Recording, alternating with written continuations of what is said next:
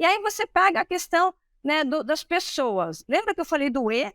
São os recursos. As pessoas, nesse mercado que é intensivo de mão de obra, né, elas vão entrar tanto na letra E, recursos, as pessoas, quanto no S, stakeholders, a sociedade. Meus colaboradores fazem parte dessa sociedade, assim como as pessoas que estão no meu entorno, né? De fato, se a gente pensar, né, onde que é a produção, quem está no entorno. E quando a gente pensa num projeto de longo prazo, que é o caso aqui, o projeto ESG de longo prazo, ele inclui o desenvolvimento da sociedade, não é mesmo? Então, se inclui isso, e eu preciso de mão de obra, os produtores precisam, de alguma forma, se organizar e preparar o ambiente para que as pessoas no entorno recebam educação, treinamento, e não pensar que ela recebe um treinamento só para a minha empresa. Mas se eu estou numa cidade pequena, bem no interior do Brasil, né, com muitos casos aqui, e eu tenho uma cidade lá, uma vila, e quem sabe a gente começa a desenvolver as pessoas que estão numa idade de trabalho, né? Desenvolver, ensinar. E todos os produtores daquela cidade, em volta daquela cidade, se beneficiam.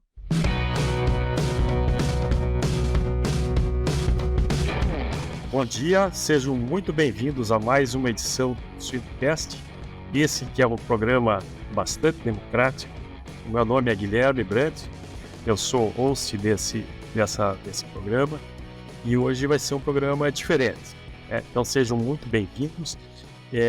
A gente fala, sendo um programa dinâmico, democrático, aberto, e nós temos aqui, já apresento o nosso convidado, a gente tem uma gama imensa de profissionais da área, tanto da área de produção, quanto da área fim, fornecedores, e também os produtores, profissionais da área, professores, futuros alunos, né? Futuros alunos, quem sabe futuros produtores, os nossos consumidores e, importante também, os nossos não consumidores.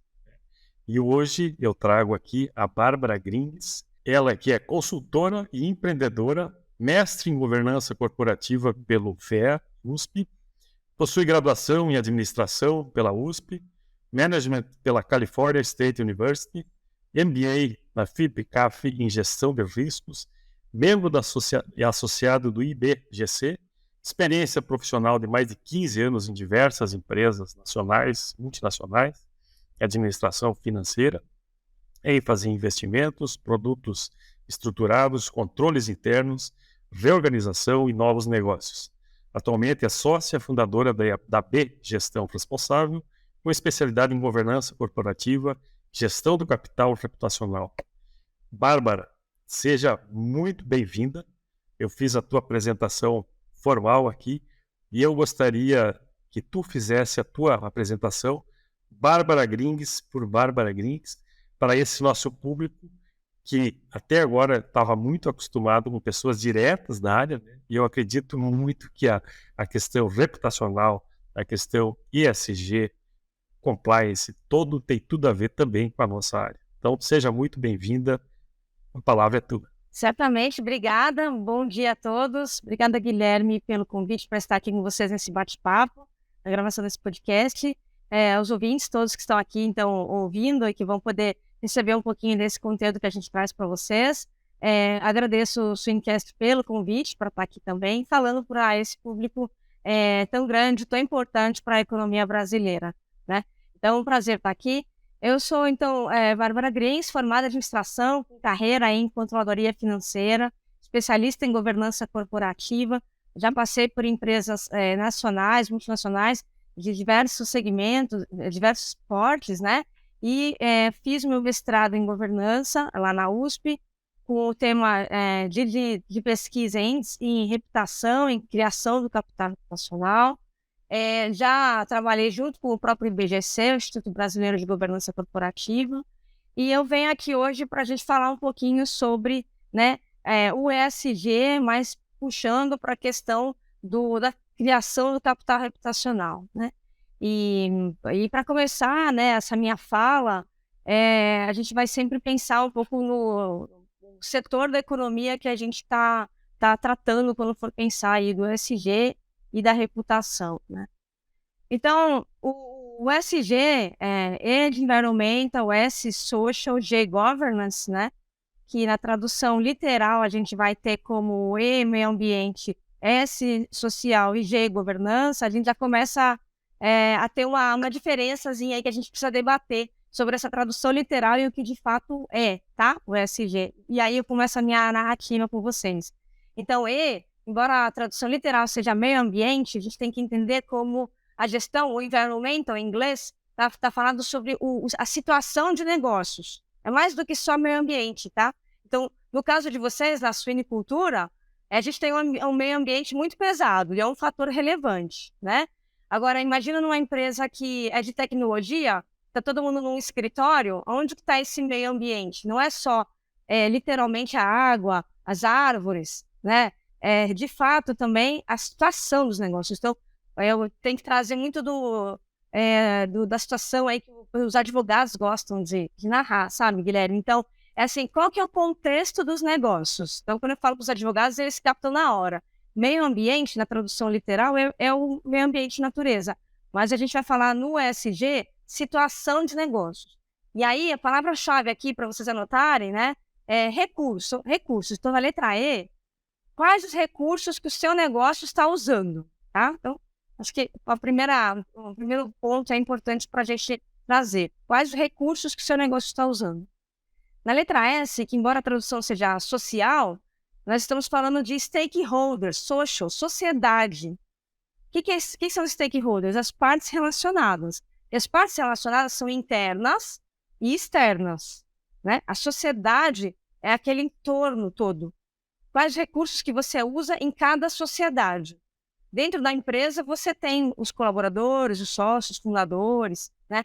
Fora da empresa, você tem os fornecedores, o governo, os clientes, os parceiros, os concorrentes. Mas você tem a comunidade, né?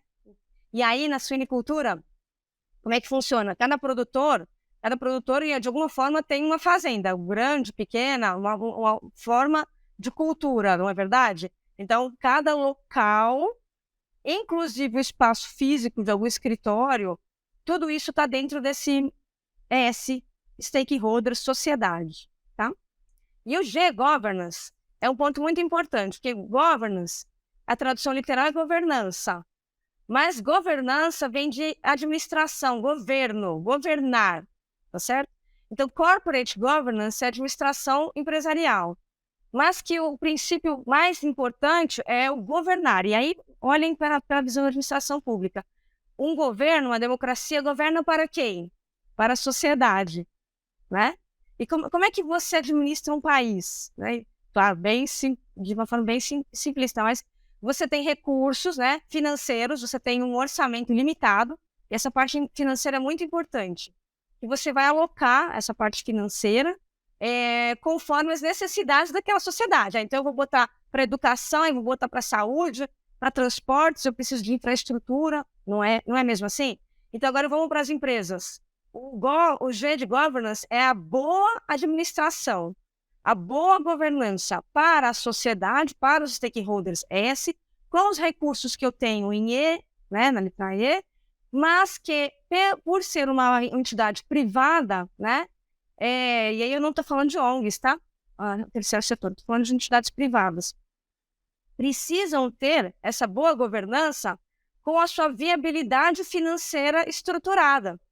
E aí, Guilherme, nossos ouvintes, né, é um ponto que, às vezes, há muita discussão sobre isso, porque o pessoal acha que ser um produto, né, que está aí olhando o SG com a sustentabilidade, não está implicando em financeiro, e está implicando com certeza, é o pilar. SG é um tripé da sustentabilidade. Sustentabilidade não é só de fazer o bem para o meio ambiente, é ser sustentável.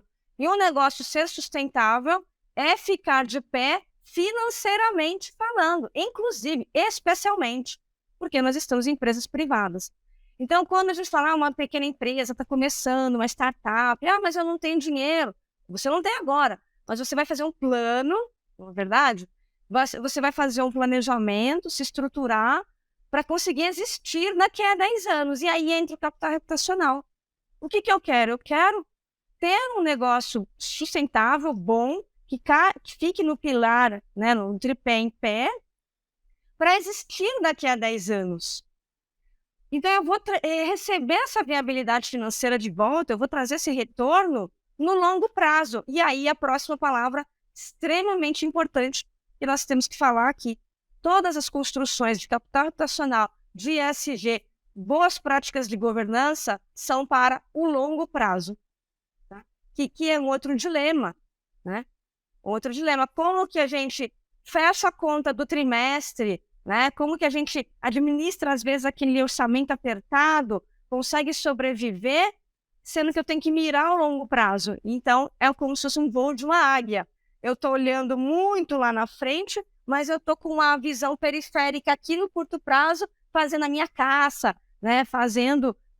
Pegando o que eu preciso para comer, para sobreviver. Mas desse orçamento, dessa viabilidade econômica, eu preciso sempre guardar e pensar na estrutura da minha empresa no longo prazo. Então, esses são os pilares principais que eu trago essa discussão aqui com vocês, né? O ESG, voltado para o longo prazo, viabilidade financeira e construindo capital reputacional. Muito legal. Eu já fiz um monte de anotações aqui, eu acho que a gente vai ter uma boa conversa, né? Fazendo um resumo e também dando uma contextualizada, né? Quando a gente fala da produção de suínos no Brasil, a gente está falando de uma cadeia extremamente longa, né? Uma cadeia que produz, as contas que eu tenho feito aí, 1,5 leitão por segundo, né? Então são produtores que estão lá no interior, que tu é gaúcha, do interior do Rio Grande do Sul, que são produtores lá do interior, dos nossos interiores de Minas, do Sul, do Oeste, de toda a parte do Brasil, que estão produzindo em pequenas, em grandes empresas, e que o ESG, que é uma sigla nova, mas é um contexto que ele está aí para ser estruturado, né? Quando a gente fala da sustentabilidade, que essa propriedade e essa atividade tem que ser economicamente viável, socialmente aceitável e ambientalmente também correta, né? Então, são pontos muito importantes que tu nos traz aqui. A questão do recurso, né? Tanto os recursos dentro das granjas, mas em todo o complexo, né? Os fornecedores, os transportadores, toda a cadeia que implica desde a produção até a venda, né? E quando eu fiz a abertura dos nossos consumidores e não consumidores, também tem essa parte e a parte social já, relacionada que tu fala. Então, muito legal. E eu te trago um questionamento aqui, que eu acho, dois questionamentos de cara aqui para aquilo que tu já nos trouxe. Nós vivemos um desafio bastante grande na produção, e esse é um desafio do mundo moderno, né? E eu recentemente fiz uma pesquisa a respeito dos grandes desafios da produção específica dos suínos, e ali mostra que mais de 27% do nosso pessoal considera o recurso humano, a mão de obra, como um recurso, como uma das grandes dificuldades da produção de suíno, né? Tem toda a técnica envolvida, mas a técnica nós estamos meio que tirando de letra. Mas quem faz isso? Então, se tu pudesse dar o teu comentário a respeito disso e como que isso conversa com essa parte, a parte social que tu trouxe a respeito das partes relacionadas, né? Da parte social mesmo, dos recursos e da governança e riscos que tem, né? Hoje a gente vê muitos riscos associados nessa questão recursos humanos. Muito bom ponto. Eu vou começar pelo final da sua pergunta, dessa colocação, para poder chegar lá no início da fala do que você está dizendo. Então, a palavra riscos é muito importante aqui. A gente sempre vai estar querendo reduzir riscos, mas a gente nunca quer que não tenha riscos no negócio, certo? Tem que ter um nível de risco aceitável, tá certo? Empreender, né, é envolver um pouco de risco, tá certo? A gente nunca vai conseguir zerar esse risco. E capital reputacional é risco reputacional, tá certo? Risco de imagem, risco reputacional são os mais difíceis de conseguir recuperar. Por isso é uma construção dia a dia desde a fundação da empresa, né? E por isso, independente do porte da empresa, uma coisa muito importante é o que a gente fala, né, em governança, o começando com tudo certo. As atividades mais simples que você pode imaginar de fato, de organizar a informação da empresa, se tem colaboradores, organizar a folha, se são pessoas jurídicas, são consultores ou terceiros, ter um contrato assinado, né? Então, essas boas práticas independem do porte da empresa, né? Se eu tenho uma folha de pagamentos, eu vou pagar, eu vou recolher impostos, tá? Um ponto importante. Se eu tenho uma dívida, eu vou pagar, eu vou renegociar, eu vou pagar a dívida, eu vou pagar a parcela. Se eu tenho algum tipo de sócio, eu vou trazer esse sócio para um contrato social, um estatuto, eu vou assinar um acordo, tá? Então, eu quero formalizar as coisas, eu quero reduzir o risco daquilo que eu posso reduzir, né? Agora, se acontecer uma catástrofe ambiental, eu não vou ter como reduzir esse risco. Agora, o que eu posso fazer no meu negócio para reduzir? É muito do jeito, tá? E aí você pega a questão, né, das pessoas. Lembra que eu falei do E? São os recursos. As pessoas, nesse mercado que é intensivo de mão de obra, né, elas vão entrar tanto na letra E, recursos, as pessoas, quanto no S, stakeholders, a sociedade. Meus colaboradores fazem parte dessa sociedade, assim como as pessoas que estão no meu entorno, né? De fato, se a gente pensar, né, onde que é a produção, quem está no entorno? E quando a gente pensa num projeto de longo prazo, que é o caso aqui, o projeto ESG de longo prazo, ele inclui o desenvolvimento da sociedade, não é mesmo? Então, se inclui isso, e eu preciso de mão de obra, os produtores precisam, de alguma forma, se organizar e preparar o ambiente para que as pessoas no entorno recebam educação, treinamento, e não pensar que ela recebe um treinamento só para a minha empresa.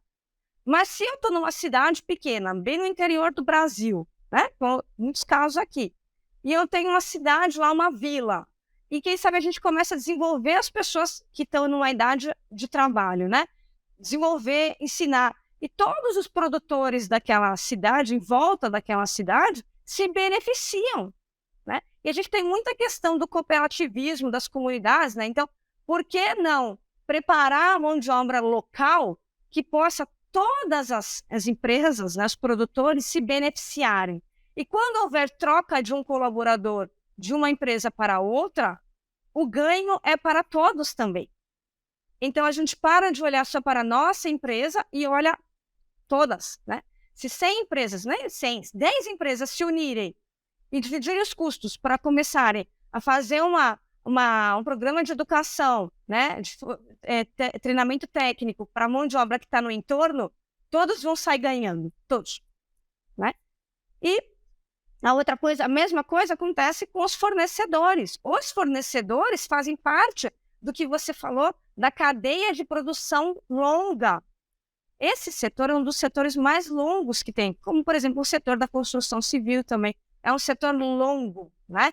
Que vai desde uma terra, vai precisar, né, de água, vai precisar de tempo, a matéria-prima, né? Vai precisar de insumos, grãos, e aí tem toda a questão da economia internacional vindo aí, né, e abalando esse produtor pequeno. Como é que funciona esse processo? Então, os fornecedores fazem parte dessa cadeia ESG. Eu quero também treinar meus fornecedores. Primeiro, porque eu posso ter mão de obra qualificada no meu fornecedor, né? Eu posso ter um ganho na minha operação com fornecedores parceiros.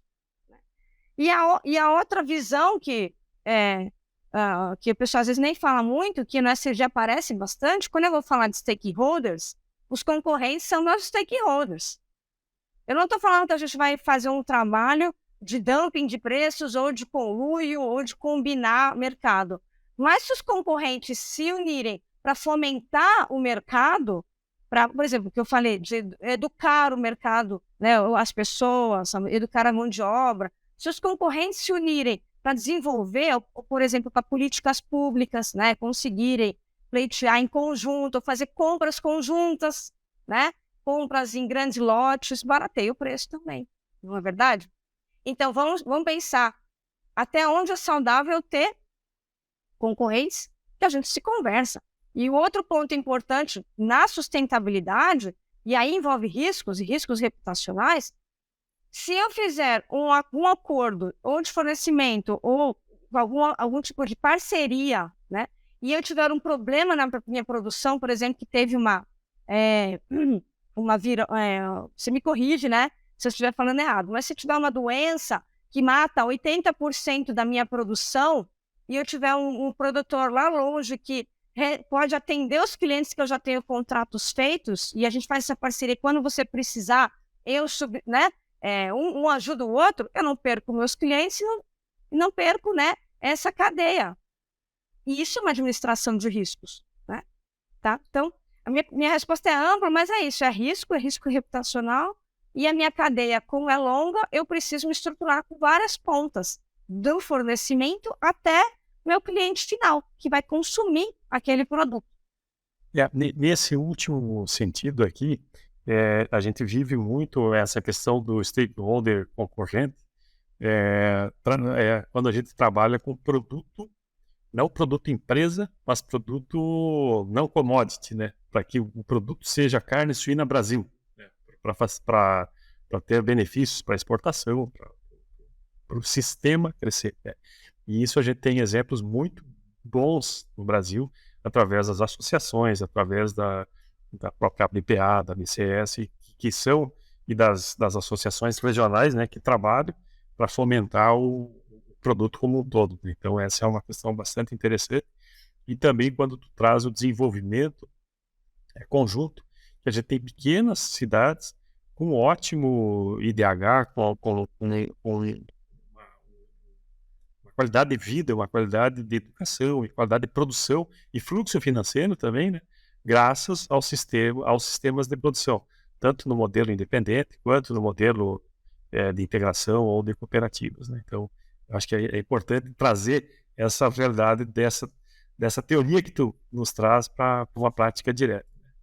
Aonde que estão essas palavras aí? E acho que tem uma mentalidade de portas abertas, né? Porteiras abertas, portas abertas, porque eu tenho certeza que há grandes centros de pesquisa no Brasil que podem ter pesquisadores ou alunos, né, de programas aí, de desenvolvimento que queiram ir para um lugar desses, né, no interior, e ficar algum tempo, trabalhar algum tempo, ter experiência, né, e depois voltar para o seu centro de pesquisa, levando esse conhecimento. Então, eu acho que isso já traz uma mão de obra qualificada, tá certo? Gera conhecimento que pode ser treinado. Então, ter essas parcerias com grandes universidades, né, os programas, e para poder trazer a gente também. E claro, né, não sei até que nível que isso é possível, mas a gente tem hoje em dia uma situação, né, que o home office nos permitiu de ter pessoas muito bem qualificadas que não necessariamente, se não for na produção material, assim, que eu preciso, né, de mão de obra mesmo, né, que essas pessoas podem estar em outros locais, né, e pode ter um trabalho 100% remoto, certo? E esse aqui é um exemplo. Esse aqui é um exemplo de que isso aqui está entrando, amanhã vai estar entrando dentro das granjas, né? Essa é a conversa. E foi por isso que, né, em 2021, quando eu lancei uma linha de trabalho minha, que é a Mentoria em Governança Corporativa, eu peguei muitos clientes do agronegócio, da pecuária brasileira. Por quê? Porque eles estão nas fazendas e perde-se muito tempo se tiverem que se deslocar aqui em São Paulo para receber uma consultoria. Então, foi ótimo para todo mundo, né?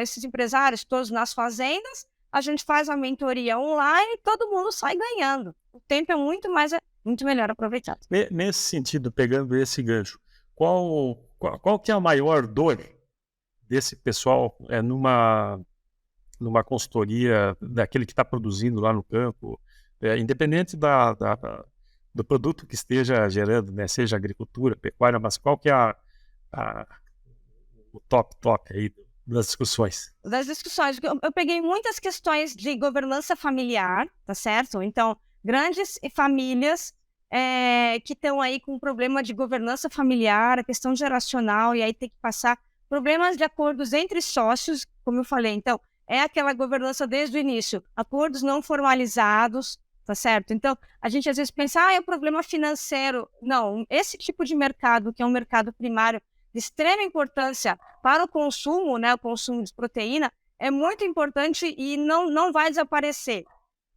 Conforme a economia se desenvolve, tem espaço. Agora, os problemas aparecem, né, na governança familiar, na questão aí de ter partes aí que precisa tirar e é da família, né, ou ter dúvidas sobre os acordos, novos sócios, novas parcerias, né? Dentro do ESG, aí muito uma questão do consumo de água, né? De como trabalhar os resíduos, a energia, e a gente tem aí toda uma estrutura, se possível, né? De pensar em placas solares, né? Isso é uma coisa muito interessante aí para reduzir as contas de energia, tá certo? Então, acaba que na governança, nas consultorias de governança, a gente vai ver que o problema é um problema de administração de empresas, não necessariamente porque o negócio é a pecuária ou porque o negócio aqui é a suinicultura. Sim. Eu tinha anotado aqui o começar certo, né, que foi a tua observação, e isso é muito legal ouvir isso, e essa tua resposta, ela me traz a lembrança aí. Eu comecei a trabalhar numa empresa que tinha modelo de integração com produtores muito pequenos na época, né? E no interior de Santa Catarina. E a palavra que eu levava é que eles já eram uma empresa, mesmo família, uma empresa familiar. A produção familiar, ela às vezes não tem essa associação. Pô, vocês são uma empresa, né? Vocês são comparados a uma padaria, um restaurante, alguma atividade. Não, mas ele ganha muito mais que eu, né? Mas olha quanto de fluxo que está gerando. E aí, muitas dessas produções foram crescendo, né? Que extrapolou a família. E a gente vê esses casos de muito sucesso e também casos de rompimentos, né? E não que não tenham começado correto, mas precisando de uma orientação um pouco mais específica, né? E essa discussão direta, né? Abriu a granja é uma empresa a partir do primeiro momento, né? Perfeito.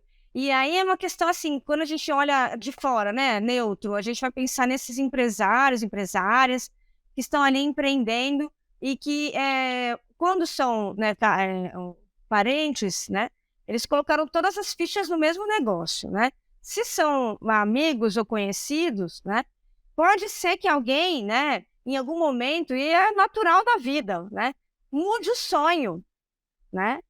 Mude o sonho. E isso acaba acontecendo nessa questão de uma primeira geração, né? Não necessariamente todos vão ter o mesmo sonho, do mesmo setor da economia ou da mesma atividade.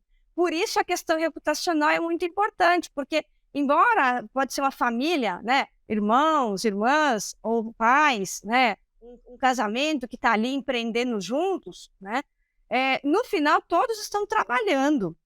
Tá certo? Só que não necessariamente esse sonho que começou muito bem agora, daqui a 10 anos, é o mesmo sonho.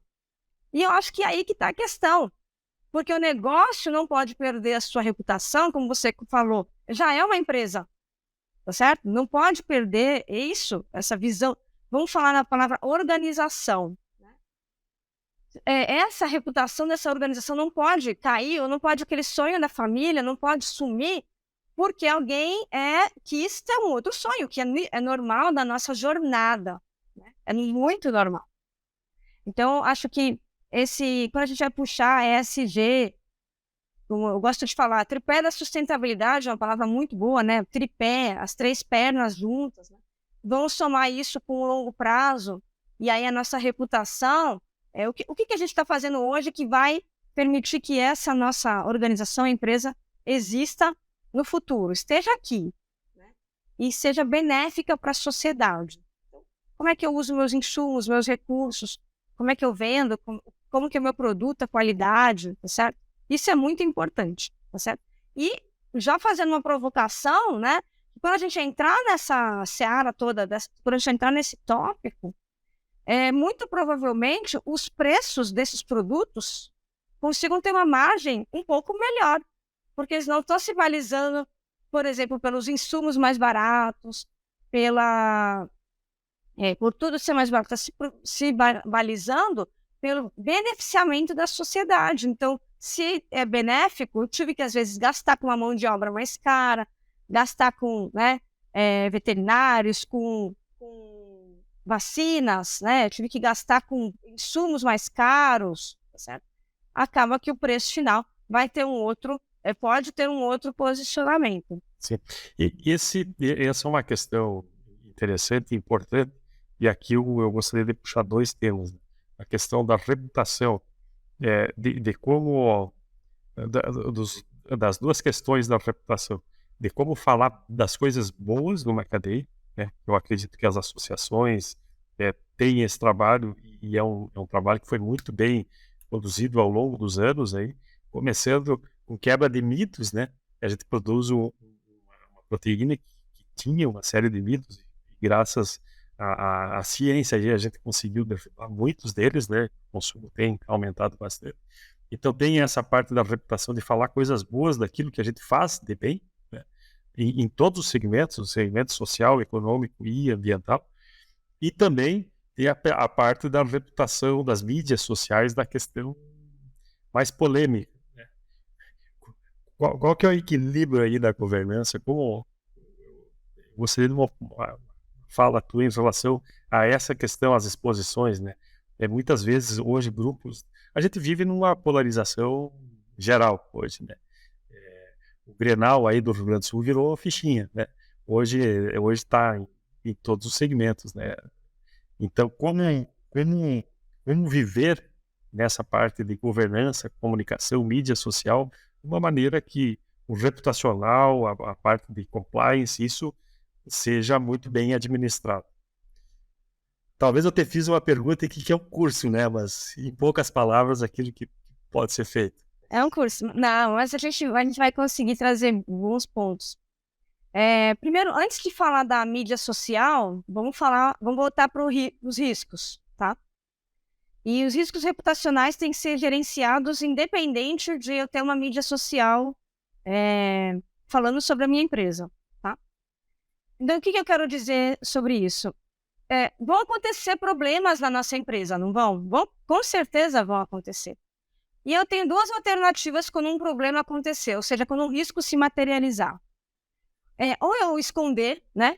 Esconder, botar baixo do tapete, ou eu administrar isso e vir ao nosso público, né? E dizer, aconteceu um problema, estamos administrando, eu quero nos colocar, a empresa quer se colocar à disposição, tá certo? Para a gente reduzir o tamanho do efeito desse problema. Isso é uma boa prática, tá certo? Que não independe de eu ter uma conta aí numa mídia social. Então, eu comunicar, eu fazer uma ação proativa quando um problema acontecer, se o mercado precisa saber, é uma boa prática e que vai construindo reputação. Embora o pessoal, não, mas como é que eu vou? Né, eu vou perder minha reputação? Não, na verdade, você está construindo no longo prazo, porque mostrou que você tem uma atitude muito boa e positiva frente a um problema. E os problemas vão acontecer. Isso eu tenho certeza, tá? Então, frente a essa posição, aí eu trago um pouquinho que foi minha dissertação de mestrado, minha pesquisa dentro de governança corporativa, que eu peguei para o setor da construção civil, as empresas de capital aberto, tá? Que tinham a conta no Twitter, ou seja, que tinham Twitter durante os 3 anos de coleta de dados, tudo que foi tweetado sobre essas empresas de construção civil. É um outro setor, mas cabe aqui ou em qualquer setor de atividade. E o que eu percebi através dessa análise reputacional? Que há 3 possíveis interlocutores falando sobre esse setor e qualquer um outro setor. A própria empresa, tá?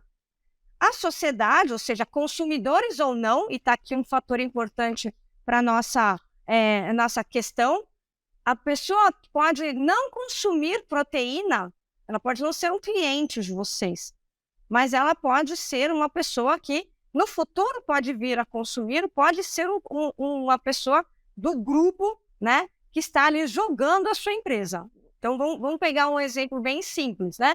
A empresa Rolex, ou o brinquedo Lego, são os maiores índices de reputação anos a fio, mundialmente falando. Eu não tenho Rolex, e tem muita gente que nunca teve um brinquedo Lego na sua vida. Mas você tem uma opinião sobre essas empresas, mesmo não sendo consumidor. Certo? E o que cabe para todos os outros setores. Eu posso não ser consumidora dos produtos dos fornecedores que estão aqui, mas a gente pode ter uma opinião sobre essas empresas. Tá?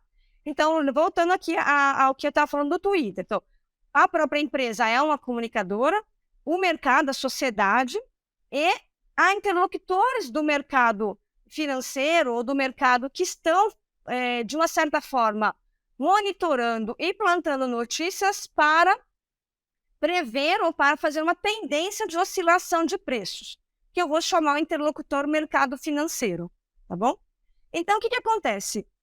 Primeira coisa, se a empresa abrir uma conta, qualquer produtor abrir uma conta em alguma mídia social, qualquer mídia, essa pessoa vai ter que ter alguém sentado num computador, no celular, e monitorando tudo o que é falado, tweetado, escrito, hashtag, arroba, etc., do seu setor.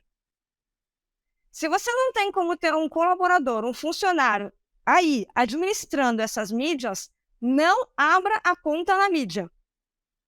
Essa é a conclusão, parece tão simples, tão óbvia. Tá certo? Então, se você quer se posicionar nas mídias sociais e ficar à mercê, né, de um mercado que está aí, a sociedade, e aí qualquer lugar, e o mercado financeiro, né, falando sobre o setor para oscilações de preço, tenha uma pessoa gerenciando e trabalhando essas contas. Se você não conseguir ter isso, não abra as contas. Tá certo? Faça a gestão da sua reputação, da sua comunicação da sua empresa, como você já vinha falando. Faça notificações do mercado quando tiver um problema, fale sobre os seus lançamentos, como você já tinha falando.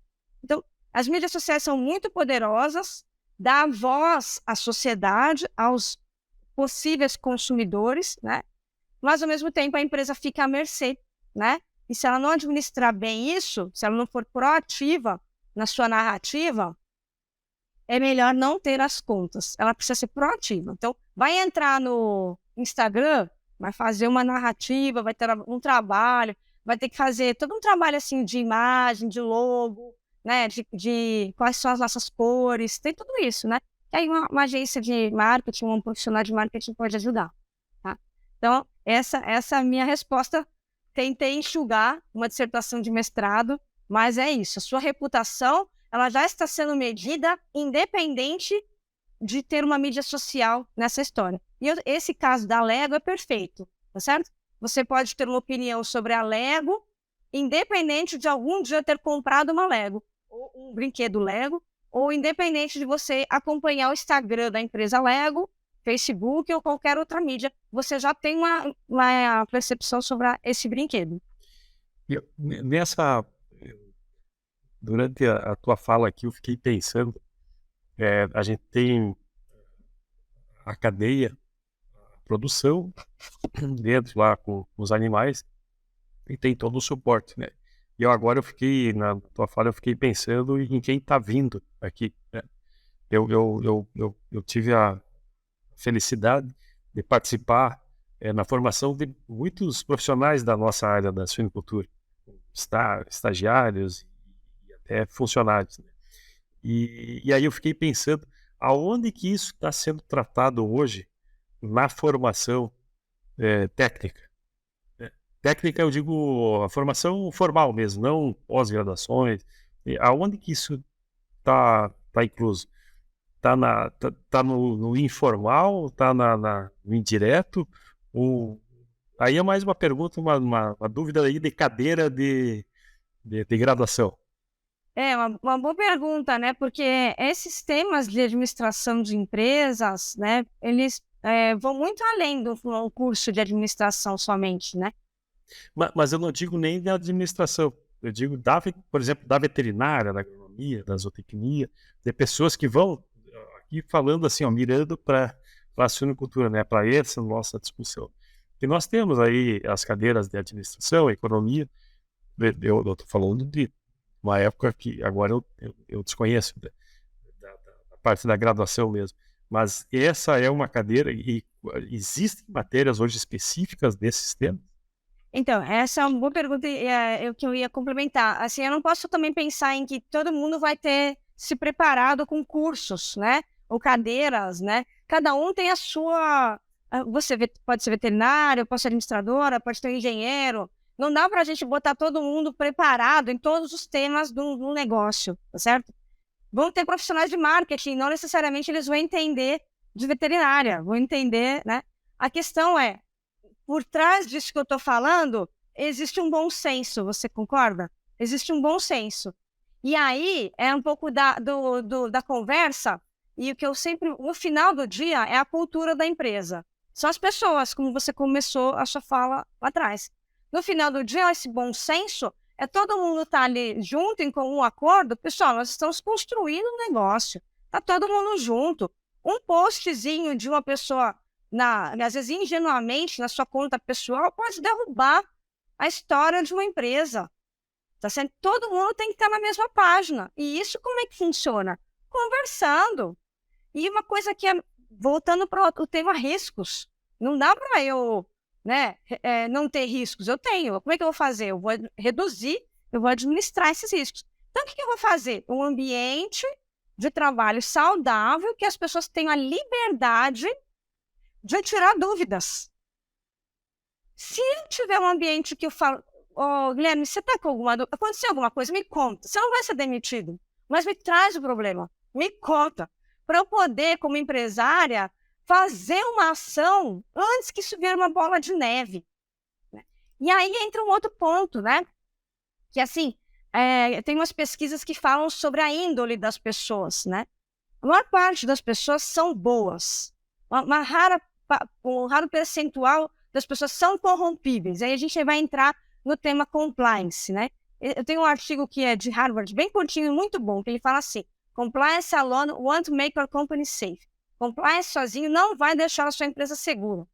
Não adianta eu gastar com um monte de ferramentas, controle, sistema, se eu não tenho as pessoas junto comigo e explicar, olha, nós queremos as boas práticas, a cultura de aceitar o erro. Se acontecer alguma coisa, traz para a empresa, mesmo que a empresa tenha 5 pessoas, né? Os empresários, os donos, precisam saber disso o quanto antes. Agora, se numa primeira vez, né, eu, Bárbara, cometi um erro, vou te contar o que aconteceu, e você me demite, ou você me afasta, ou eu levo uma penalidade, o que acontece? Os outros em volta estão sabendo, pronto, você já matou a oportunidade de alguém que está lá na sua linha, na primeira linha de produção, levantar uma bandeira e falar: temos um problema, aconteceu tal coisa. Essa informação é preciosíssima. E isso pode abalar a reputação da sua empresa, com certeza. Mas eu preciso reduzir riscos como? Né? Me conta o problema. Você não sabe? Você quer um curso de mídias sociais? Vamos achar na internet?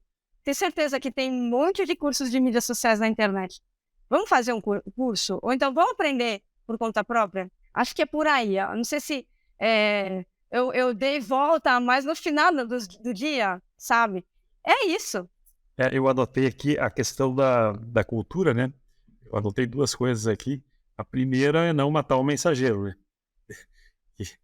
A gente vamos lidar com o problema, não com quem está trazendo o problema. E a outra que tu comentas aí é que do conversar, né? A primeira, a gente dá voz às conversas, né?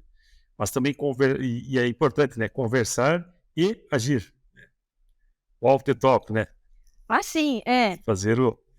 Isso, e vamos sair daqui com um plano, né? Então, coerência, tá certo? Então, vamos começar a desenhar um plano aí para a empresa, né? Não um plano só de pagar dívida ou só de viver no curto prazo. Vamos pensar num plano de 1 ano, 2, um pouquinho maior, né? Tá certo? Muito legal. Nós estamos aqui, a gente teve um ótimo momento aqui.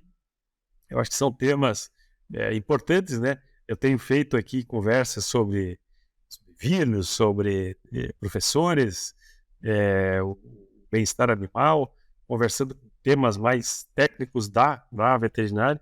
Eu acho que é importante ter essa outra visão, né? Uma visão não necessariamente da área, mas que tem tudo a ver com a área e com a produção. Então, eu te agradeço muito, Bárbara, pelas tuas palavras aqui, eu acho que pela leveza que a gente conseguiu conversar, temas que quando eu vejo riscos, governo, compliance, governança, compliance, a reputação, gestão responsável, pô, essas palavras aí às vezes assustam, né? Mas que está no dia a dia de todas as empresas, e eu gostei que tu comentou antes delas abrirem.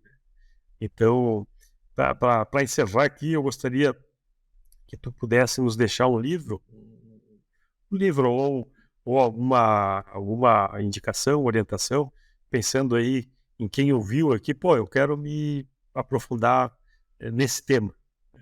E também te deixo aqui as tuas palavras finais em relação à nossa conversa. Bom, prazer estar aqui. Eu quero agradecer imensamente o convite de vocês, Guilherme, por ser o host aqui. Ótimo bate-papo. Espero que tenha sido leve, porque eu sei que são temas complicados, né? Que é uma fala que eu sempre ouço, Bárbara, nossa, como alguém pode gostar desses temas, né? Mas eu acho que é isso que é principal. Cada um bota o seu chapéu, né? E esses são os temas que eu tenho paixão, que eu realmente gosto. E se eu puder indicar um livro, é um pouquinho teórico, mas é um livro bem leve, né? Que vai passar por todo esse conteúdo aí, que o livro se chama Fundamentos da Gestão Responsável. Já tem em português aqui no Brasil, tá? E eu acho que é um livro que você pode comprar online, inclusive ter a versão digital, mas eu acho que é um livro que vai passar por todo o ESG, vai passar por reputação, vai passar por governança corporativa, e não é tão complexo ao ponto de ser um livro que fale tão acadêmico, né? Ou essas palavras aí estão todas juntas nesse caso. Então, Fundamentos da Gestão Responsável, tá? Então, quero recomendar esse livro. Quero agradecer mais uma vez e me colocar à disposição. Eu acho que de mensagem final, né, que eu quero deixar é que, independente do setor ou da atividade, né, que nós nos tornemos eternos aprendizes, né? E eu acho que isso vale para mim, para todo mundo, sabe? A gente tem que sempre querer ler uma história nova, como você falou, um livro, querer aprender uma coisa nova. E esse negócio de ser eterno aprendiz com tanto conteúdo ou tanta coisa online que tem hoje em dia, gratuita também, não tem justificativa para alguém não se atualizar, tá certo? Muito obrigada. Excelente. Eu vou te fazer um convite aqui, eu não sei se para ti é uma novidade ou não, mas sendo um eterno aprendiz, caso tu não conheça a produção atual dessa máquina que é a suinocultura, eu faço um convite para que tu entre dentro de uma granja, vai ter que tomar um banho, né? E entre dentro de uma granja para conhecer esse gigantismo que é a produção. Fica um convite aberto aqui. Estou te convidando sem ter granja, né? Alguém vai abrir essas portas. Convite aceito, né? De verdade, vai ser uma honra, tá certo? Aonde for aí, a gente vai chegar Conhecer e na prática. vai ser um prazer. Nossa, eu vou ficar muito feliz de conhecer esse setor e essa produção. Então, convite aceito. Muito bom, muito obrigado. Então a gente está encerrando aqui mais um capítulo, mais um episódio do nosso Suinocast, uma conversa com a Bárbara Grings a respeito das questões principais do ESG, trazendo conceitos bastante simples e leves de temas que às vezes parecem assustar e que estão na realidade de toda a produção. Obrigado, Bárbara, obrigado a todos os nossos ouvintes e vamos juntos nessa busca da nossa produção dessa rica proteína que é a suinocultura. Um grande abraço e fiquem bem, todos bem.